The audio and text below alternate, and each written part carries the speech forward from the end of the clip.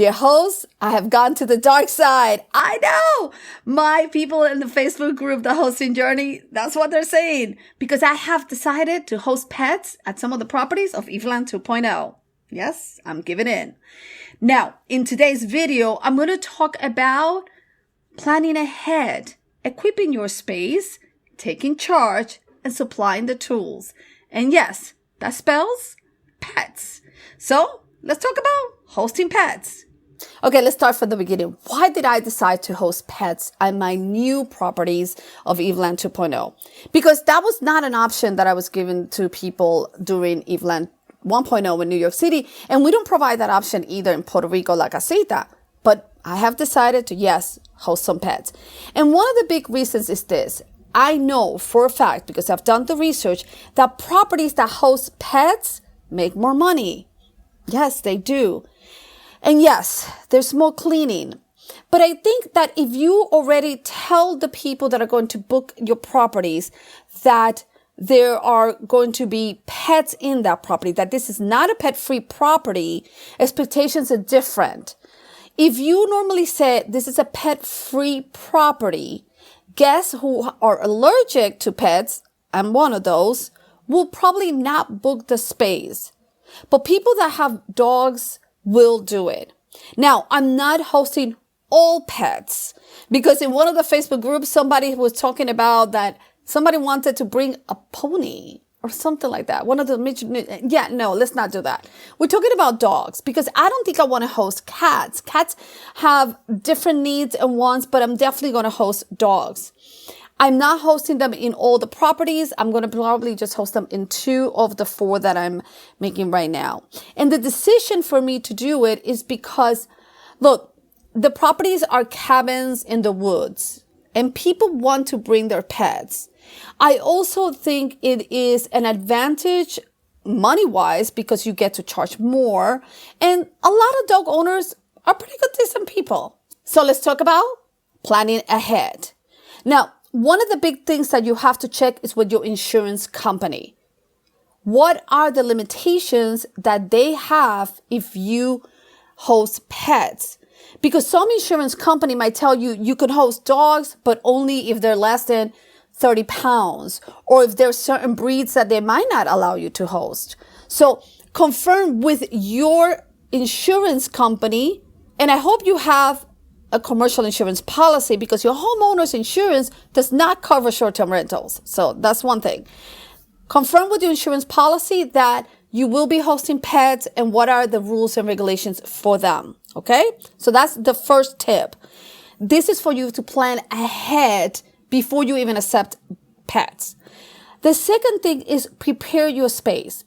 So in some of the properties that I got for 2.0, they have carpet in the bedrooms, and part of the renovations that I'm doing is I'm removing the carpets and I'm installing laminate floors, LMVPs, because there are dog resistance. It's better for dogs. I'm not putting hardwood floors and I'm not putting carpets. So prepare your space. Is your space pet friendly, or are the pets going to ruin anything that you might have? Do you have area rugs or anything like that? Because deciding on having a pet will make decisions on your design, on the furniture you're going to get, and everything else for preparing and planning ahead. Okay? Now, another question for you to ask yourself, do you want a limitation of how many dogs or animals do you want in your home? Because do you want 4? Yikes, that's a lot of dogs. Or do you say, look, no more than 2? What's the weight limit? What about the age limit? Because do you want a puppy, an untrained puppy in your house? So these are questions that you need to ask yourself and prepare before you allow to have pets in the house. You also want to make sure that there's an agreement, that your house rules have all the information that you want about their pets. Okay? Do you want proof of rabies? Do you want them caged when they're not home? So things like that. You want to start thinking about what do you want to happen when that pet is in your house. So plan ahead. Think before they arrive so you could prep your space. All right. So let's talk about equipping your space for pets. Because your space, you want it to be comfortable for your guests and safety. But it's the same thing for pets. So now, if you're allowing dogs, you might want to have some extra sheets and towels. Those that are staying, you want them. Keep them. Because you might want to create a little basket that said for dogs only. And that's where those supplies go. All right? Now, also, you might want to have waterproof covers for your sofa and for the bed. Because look, you might say, don't allow the dog on the bed, don't allow the dog on the sofa. But let's be real. It's just going to happen, right? It's just going to happen. So prepare before, equip your space to be ready for that. Have ensign cleaners, have poop bags for them to use. Have a leash with your address just in case anything happens. Also, you might want to have washable and water resistant couch covers. Look, this is all things that you want to have in your space before a pet comes in. You might want to have some dog food bowls and even some treats. Think about it as your welcome basket for the pet. Okay? So this is equip your space. Let's talk about taking charge. Remember on planning ahead how you decided the age, the weight limit, anything, all those questions. Now, when you take charge, you inform your guests of those decisions. You don't keep it to yourself. So on your house rules, you might have all this information about pets. You also, if you're going to be charging a fee, you're going to be clear about it. Are you charging a fee per night or are you charging a fee per pet?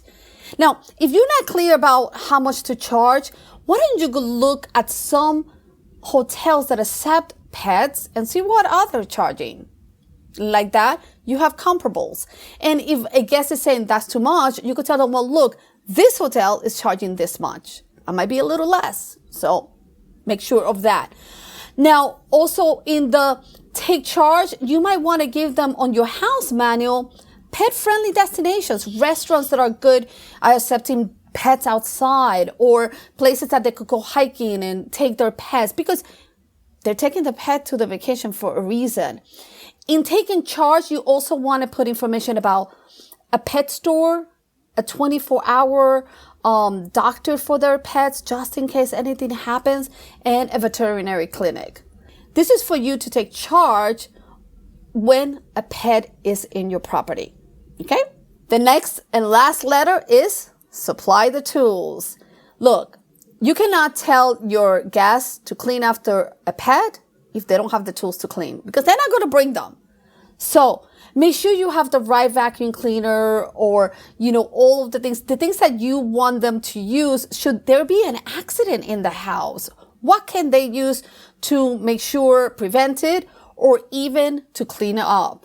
So supply the tools for your pets and for the guests to be able to clean after those pets.